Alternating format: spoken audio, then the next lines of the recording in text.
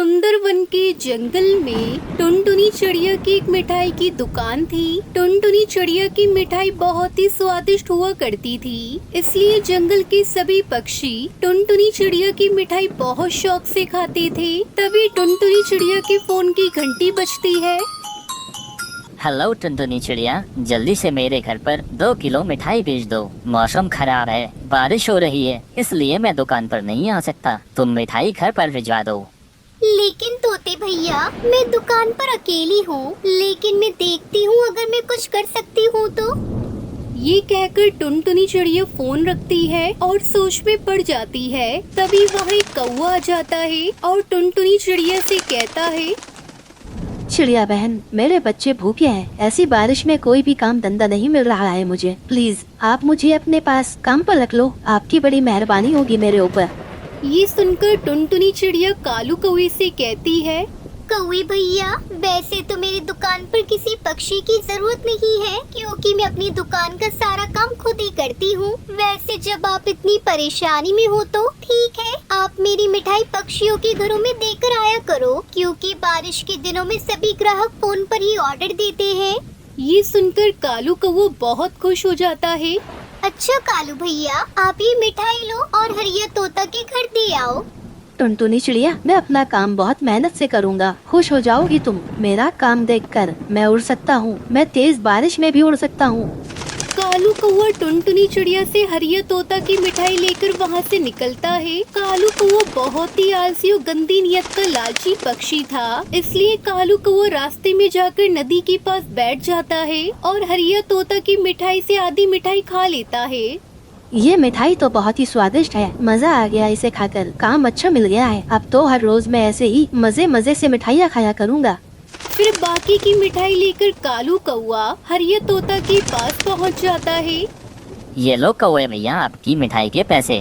फिर कालू कौवा पैसे लेकर वापस जाता है और हरिया तोता दरवाजा बंद कर लेता है। हरिया जी, ये टुनटुनी चिड़िया भी बहुत तेज है। पहले 100 रुपए में इतनी सारी मिठाई देती थी, और अब देखो इस मिठाई से तो हम दोनों का पेट भी नहीं भरेगा। दुकान क्या चलने लगी है चिड़िया की, इसलिए ज्यादा लालच करने लगी है। वहीं दूसरी तरफ डिलीवरी देकर कालू कौवा अपने घर जाता है और अपनी पत्नी सुंदरी कौवी को सारी बात बताता है। फिर सुंदरी कौवी, मैं रास्ते में ही नदी के पास बैठ गया और जी भरकर मिठाई खाई। मजा आ गया आज तो मुझे। कालू कौवे, तुम मुझे क्यों बता रहे हो? जरूर जलाने के लिए बता रहे होंगे। ना सुंदरी, तुम चिंता ना करो। अब तो बारिश के दिनों में हम मिठाई ही खाया करेंगे। देखना, कल मैं तुम्हारे लिए रसगुल्ले लेकर आऊँगा। दूसरे दिन कालू कौवा फिर से टुनटुनी चिड़िया के पास काम पर पहुंच जाता है। बहुत अच्छा किया कालू, जो तुम टाइम पर आ गए। अभी अभी बंटी कबूतर का ऑर्डर आया है। ये मिठाई मैंने डब्बे में डाल दी है। बंटी कबूतर के घर दे आओ और कबूतर से पैसे ले आना। चिड़िया बहन, क्या है इस डिब्बे में? मेरा मतलब रसगुल्ले, बर्फी, लड्डू या गुलाब जामुन? गुलाब जामुन है कालू भैया। कबूतर को मेरी दुकान के गुलाब जामुन बहुत पसंद है। ये सुनकर खुशी खुशी कालू कौवा बंटी कबूतर की मिठाई लेकर उड़ता है। आज तो कालू कौवा सीधे अपने घर ही चला जाता है और अपनी पत्नी सुंदरी से कहता है, लो खा लो सुंदरी, इस डिब्बे से आधे गुलाब जामुन निकाल कर खा लो। कालू जी, उस गंदी आंखों वाले कबूतर को पता तो नहीं चलेगा? तुम चिंता ना करो, जितना उसका सर छोटा है उतना ही दिमाग भी। फिर सुंदरी कौवी डब्बा खोलती है और डब्बे में से गुलाब जामुन खाने लगती है। सुंदरी कौवी भूखी इतनी थी कि उसने तो आधे से ज्यादा गुलाब जामुन खा लिए। अरे सुंदरी, अब बस भी करो, सारे गुलाब जामुन खा जाओगी क्या? कालू, ये गुलाब जामुन बहुत ही स्वादिष्ट है, मजा आ गया खाकर। फिर कालू कौवा बाकी की मिठाई लेकर बंटी कबूतर के घर चला जाता है।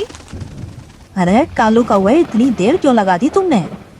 बारिश देखो कितनी तेज हो रही है। ऐसी बारिश में उड़ना बच्चों का खेल नहीं है। घर बैठे बिठाई मिठाई मिल रही है, इसलिए बातें कर रही हो तुम। अच्छा ठीक है, तुम तो नाराज ही हो गए। रुको, मैं तुम्हें मिठाई देता हूँ। नहीं लेनी मुझे तुम्हारी मिठाई, अपने पास रखो। कालू को वो उल्टा गुस्सा दिखाकर वहाँ से चला जाता है। आपने तो सुना ही होगा, चोर की चोरी कब तक चलती है, एक न एक दिन तो पकड़ा ही जाता है। एक दिन कालू को वो चील की मिठाई लेकर जा रहा था कि रास्ते में बैठकर अपना पेट भरने लगता है। ये कालू कौवा कब से गया हुआ है, अभी तक वापस नहीं आया डिलीवरी करके। तभी चील वहाँ आ जाता है। टुनटुनी चिड़िया, मेरी बहन इंतजार कर रही है तुम्हारी मिठाई का। कहाँ है तुम्हारी मिठाई? चील जी, वो तो मेरा नौकर कालू कौवा कब से लेकर चला गया है। शायद वो रास्ते में कहीं बैठ गया होगा। चलो हम उसे जाकर देखते हैं। फिर टुनटुनी चिड़िया चील के साथ कौवे के पीछे जाती है तो देखती है कि कालू कौवा बड़े पेड़ के नीचे बैठा हुआ मजे मजे से मिठाई खा रहा था। ये देखकर वो गुस्से में उससे कहता है, कालू कौवे, बेशर्म चोर, तुम कभी नहीं सुधरोगे। तुमने मेरी मिठाई खाई और मैं घर में बैठा इंतजार कर रहा हूँ। अभी मजा चखाता हूँ तुम्हें। हाँ चील भाई, आप बिल्कुल सही कह रहे हो। इस धोखेबाज लालची कौवे को इसके किए की सजा जरूर मिलनी चाहिए। फिर चील और टुनटुनी चिड़िया कालू कौवे की अच्छी तरह पिटाई करते हैं। मर गया रे, बचाओ मुझे। फिर कालू कौवा जान बचाकर वहाँ से भाग जाता है। फिर कुछ दिनों बाद बारिश बंद हो जाती है और टुनटुनी चिड़िया की मिठाई की दुकान पहले की तरह चलने लगती है।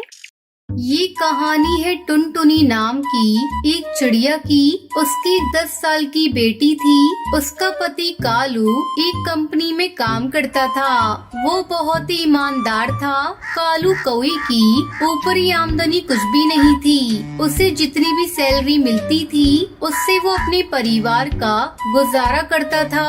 एक दिन कालू कौवा जंगल से घर आया तो देखा चारों तरफ अंधेरा है और उसकी बेटी पिंकी मोमबत्ती में पढ़ाई कर रही है। अरे बेटा, तुम मोमबत्ती में क्यों पढ़ रही हो? लाइट क्यों नहीं जलाई है तुमने? पापा, काफी समय से लाइट नहीं है। क्या बात कर रही हो? जंगल के सभी घरों में तो लाइट चल रही है। रुको, मैं देखता हूँ कहीं फ्यूज तो नहीं उड़ गया। अरे, आप अंधेरे में कहाँ जा रही हैं? मैं टॉर्च दे रही हूँ। जल्दी दो भाई।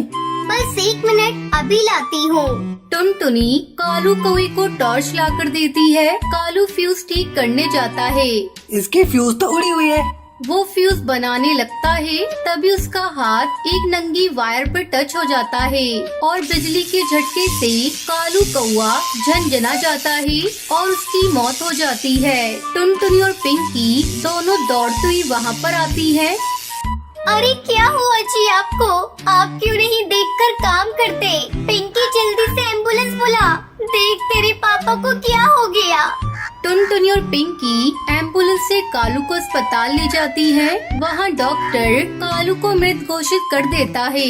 कालू कौवे की मौत के बाद टुनटुनी अपना दिमागी संतुलन खो बैठती है। जब भी टुनटुनी पिंकी को देखती, अरे कलमुही, तेरे ही चलते कालू की जान चली गई। अगर उस दिन कालू तुझे पढ़ता नहीं देखता तो हड़बड़ी में जाकर लाइट नहीं ठीक करता और मेरे कालू की मौत नहीं होती। मैं तुझे कभी माफ नहीं करूँगी। तू चली जा मेरी आंखों के सामने से। माँ, तुम्हें क्या हो गया है? तुम इस तरह मुझे क्यों डांट रही हो? पहले तो तुम मुझे बहुत प्यार करती थी। मेरी वजह से पापा की जान नहीं गई है माँ। मैं तुम्हें कैसे समझाऊं? चुप हो जा कमबख्त, मैं तुमसे जबान लड़ाना नहीं चाहती। तभी टुनटुनी को चक्कर आ जाता है। क्या हुआ माँ? तुम्हें क्या हो रहा है? संभालो अपने आप को। चलो माँ, तुम्हें घोंसले में लेकर चलती हूँ। पिंकी टुनटुनी को घोंसले में ले जाती है और बेड पर सुला देती है। अब मैं क्या करूं? माँ की ऐसी हालत है, घर में भी खाने को कुछ नहीं है। पापा ने भी जो पैसे जमा किए थे वो भी खत्म हो गए। मुझे बबली आंटी के पास जाना चाहिए, वही कुछ बताएंगी। पिंकी अपनी पड़ोसन बबली कबूतरी के यहाँ जाती है और सारी बात बबली को बताती है। पिंकी देख बेटा, मैं तुझे एक सलाह दूंगी। यहाँ पास में एक तरबूज का खेत है, वहीं से तू तरबूज ला और बेचकर उन्हें पैसे दे दे। बाकी अपनी कमाई अपने पास रखियो। आंटी, आपने बहुत अच्छी सलाह दी है, मैं ऐसा ही करूँगी। अब पिंकी तरबूज बेचकर घर चलाने लगी। उधर टुनटुनी बीमारी रहती थी। ऐसे में एक दिन पिंकी टुनटुनी को लेकर डॉक्टर के पास जाती है। डॉक्टर, देखिए ना, मेरी माँ को क्या हुआ? ये बार बार बेहोश हो जा रही हैं। डॉक्टर टुनटुनी का चेकअप करके बताती है। देखो बेटा, इनकी दोनों किडनियां खराब हो गई हैं। अब इन्हें एक स्वस्थ पक्षी की किडनी लगानी होगी, नहीं तो ये बस 2 महीने की ही मेहमान है। नहीं नहीं डॉक्टर, ऐसा मत कहिए। मैं अपनी माँ को अपनी किडनी दूंगी। मेरे पापा तो मुझे छोड़कर चले गए, लेकिन अब मैं माँ को नहीं खो सकती। पिंकी अपनी किडनी टुनटुनी को दे देती है। कुछ दिनों बाद जब टुनटुनी स्वस्थ होकर घर आती है। आओ माँ, तुम्हारे आने से इस घर में रौनक आ गई। चल हट, मैं तुझसे बात नहीं करती। ठीक है माँ, मुझसे बात मत करो। अब चलो थोड़ा आराम कर लो। टुनटुनी आराम करने लगती है। पिंकी तरबूज लेने के लिए खेत चली जाती है। इसी बीच घर पर डॉक्टर का फोन आता है। टुनटुनी फोन उठाती है। पिंकी बेटा, तुम माँ के साथ साथ अपना भी ध्यान रखना, क्योंकि तुम्हारी ही एक किडनी माँ को लगी है। ऐसे में तुम दोनों को अपना ध्यान रखना होगा। क्या कहा आपने डॉक्टर? मैं टुनटुनी बोल रही हूँ। हाँ हाँ टुनटुनी जी, मैंने जो कहा वो सच है। आपकी बेटी ने ही आपको ये किडनी दी है। टुनटुनी ये सब सुनकर सुन रह जाती है। जैसे ही पिंकी तरबूज बेच कर आती है, टुनटुनी उसके पैरों में गिर जाती है। पिंकी बेटा, मुझे माफ कर दे। मैंने तुझे बहुत भला बुरा कहा है। डॉक्टर ने आज मुझे बता दिया कि तुम्ही ने मुझे जीवन दान दिया है। दोनों माँ बेटी मिलकर रोने लगती है।